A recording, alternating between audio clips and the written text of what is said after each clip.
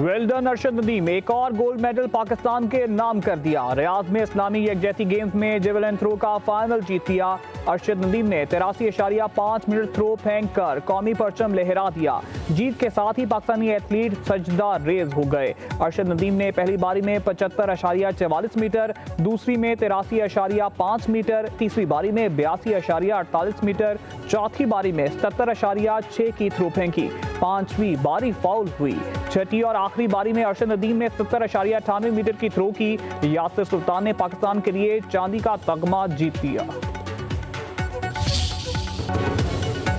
कामयाबी पर अल्लाह का शुक्रगुजार हूँ, कौम की दुआओं से गोल्ड मेडल जीतने में कामयाब हुआ। अरशद नदीम की मीडिया से गुफ्तगू कहा, इंजरी के बाद कम बैक करने पर खुशी हूँ। आइंदा आने वाले इवेंट के लिए भरपूर तैयारी करूंगा।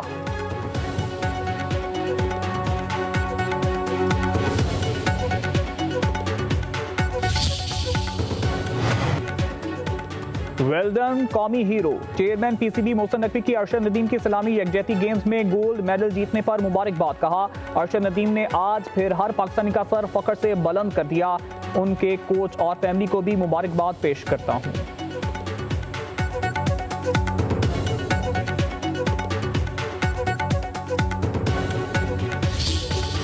जो हमारे पाकिस्तान का सरमाया है, उन्होंने बहुत जबरदस्त परफॉर्मेंस दी है, बहुत जबरदस्त उन्होंने खेला है। पाकिस्तान जिंदाबाद। Well done. Yes, we are very proud of Arshad and the whole team. हमें बहुत खुशी है कि अरशद नदीम ने एक मरतबा फिर पाकिस्तान का नाम फखर से बुलंद कर दिया और गोल्ड जीते आज। अरशद भाई ने दोबारा से ये साबित किया कि पाकिस्तान का वो एक बेटा जबरदस्त, उसने पाकिस्तान का सर पूरी दुनिया सर पर से बुलंद किया गया। अरशद नदीम की इस्लामी यकजहती गेम्स में शानदार जीत पर ओवरसीज पाकिस्तानी खुशी से झूम उठे, मुबारकबाद पेश की, नेक तमन्नाओं का इजहार किया। कहा, अरशद नदीम ने वतन का नाम रोशन किया, कारकर्दगी काबिले तहसीन है।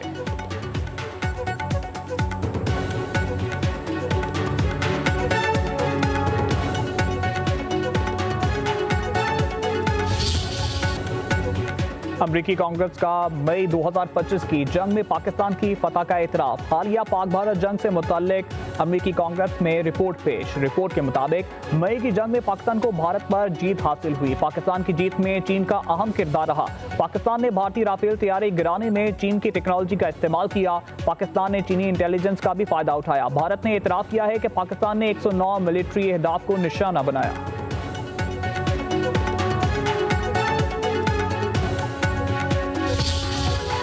भारतीय सियासी और अस्करी क़यादत के दावे फ़ज़ाई नाकामी के साथ ज़मीन बोझ। ऑपरेशन सिंदूर में पाकिस्तानी फ़ज़ाई हदूद की बंदिश ने भारत को हर महाज पर घुटने टेकने पर मजबूर कर दिया। एयर इंडिया को 4000 करोड़ रुपए से ज़ायद का नुकसान। चीन के फ़ज़ाई रास्ते इस्तेमाल करना मजबूरी बन गया। माहिरीन ने 4000 करोड़ रुपए के नुकसान के बावजूद भारत की अफगानिस्तान से फ़ज़ाई रास्तों से तजारत मुज़ायक़ा खेज़ करार दे दी। पाकिस्तान ने भारत के लिए फ़ज़ाई हदूद बंदिश में तौसीक कर दी। भारतीय तैयारों पर पाबंदी का इतलाक 23 दिसंबर तक होगा।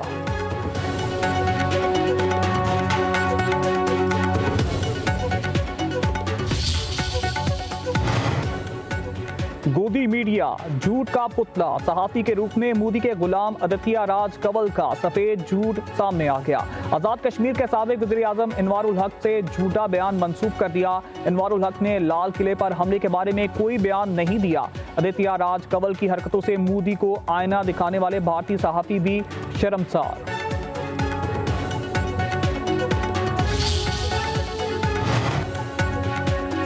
अमरीकी सदर डोनाल्ड ट्रंप ने सऊदी वली अहद मोहम्मद बिन सलमान को जुर्रतमंद रहनुमा करार दे दिया। कहते हैं, सऊदी अरब हमारा सबसे बड़ा नॉन नेटो इत्तेहादी है, तारीखी शराकतदारी की बुनियाद रखी। अमरीका के पास बेहतरीन फौजी निज़ाम मौजूद है जो सऊदी अरब की फराहम करेंगे।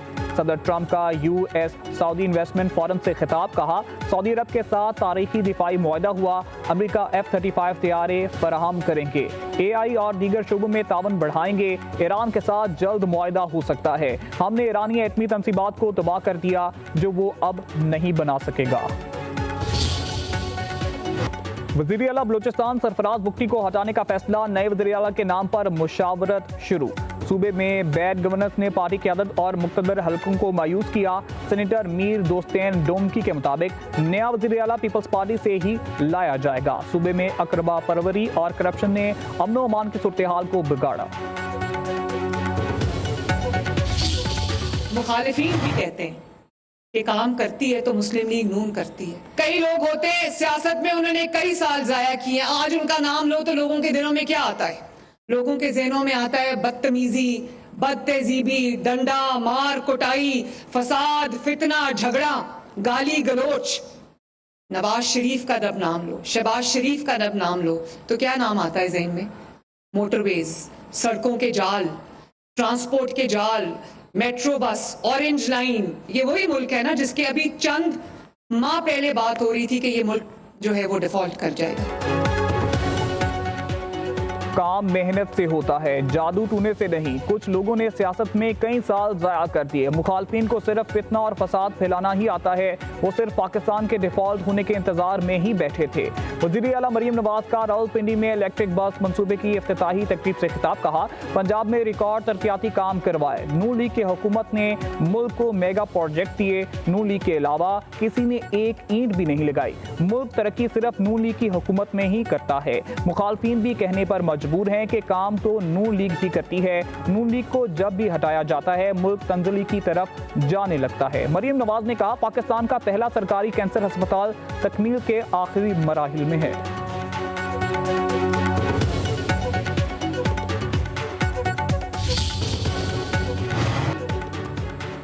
वज़ीर आज़म शहबाज शरीफ मौसमियाती तब्दीली और सैलाब से नुकसानात पर फिक्रमंद। जानी और माली नुकसान से बचने के लिए कलील और तवील मुद्दती मंसूबों की मंजूरी, निगरानी खुद करेंगे। वज़ीर आज़म शहबाज शरीफ की सदर इजलास में हुकूमती हिकमत अमली का जायजा। आइंदा बरस मानसून के हवाले से एहसारियों के अमली तखमीनों पर ब्रीफिंग दी गई। वज़ीर आज़म की आइंदा बरस मानसून में किसी भी जानी और माली नुकसान से बचने के लिए अभी से तैयारी की हिदायत।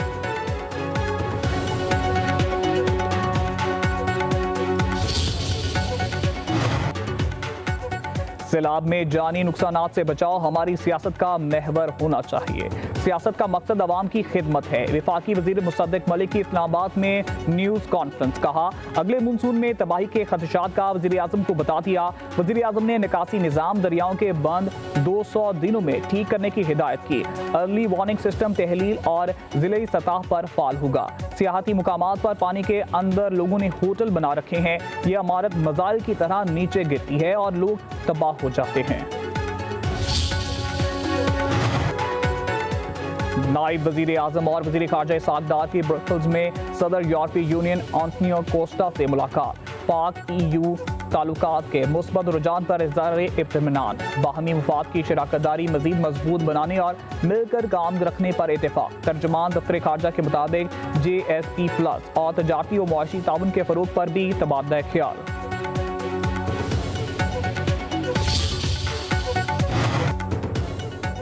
आज़ाद कश्मीर की 20 रुकनी काबीना ने हल्फ उठा लिया। कायम मुकाम सदर चौधरी लतीफ़ अकबर ने हल्फ लिया। वज़ीर आज़म फैसल मुमताज़ राठौर की भी तकरीब में शिरकत। हल्फ उठाने वालों में मियाँ अब्दुल वहीद, जावेद अयूब, कासिम मजीद, बाज़िल नकवी, मलिक जफ़र, नबीला अयूब भी शामिल।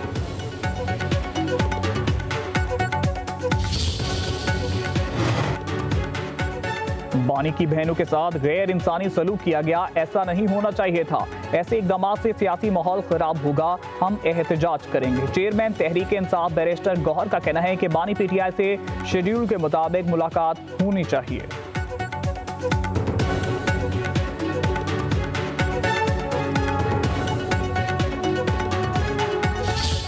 खवातीन के लिए मखसूस एक बसें चलाई हुई हैं, तो हम क्यों ना खवातीन के लिए BRTs में भी खुसूसी बसें चलाएं।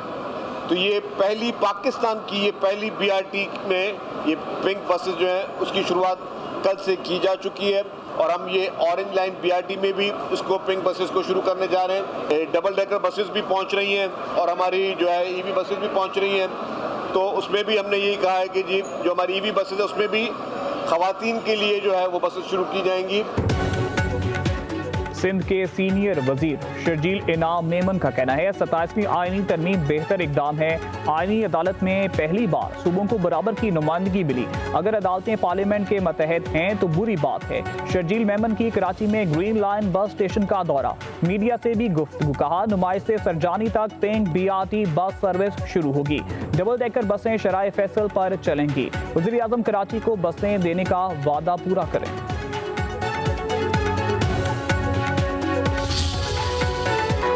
पंजाब और खैबर पख्तूनख्वा में स्मोक ने पंजे गाड़ दिए। लाहौर और पेशावर समेत दीगर शहरों में एयर क्वालिटी इंडेक्स खतरनाक हद तक बढ़ गया। कराची भी फ़ज़ाई आलूदगी की लपेट में, माहिरीन की आवाम को एहतियाती तदाबीर इख्तियार करने की हिदायत।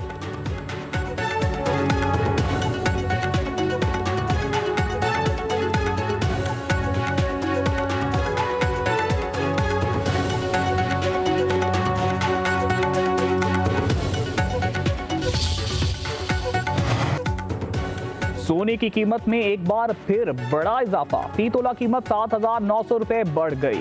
नई कीमत 4,31,532 रुपए हो गई। 10 ग्राम सोना 6,773 रुपए इजाफे से 3,69,994 रुपए का हो गया। आलमी मार्केट में फी आउंस सोने की कीमत $79 बढ़ गई। चांदी की फी तोला कीमत 177 रुपए इजाफे से 5,422 रुपए हो गई।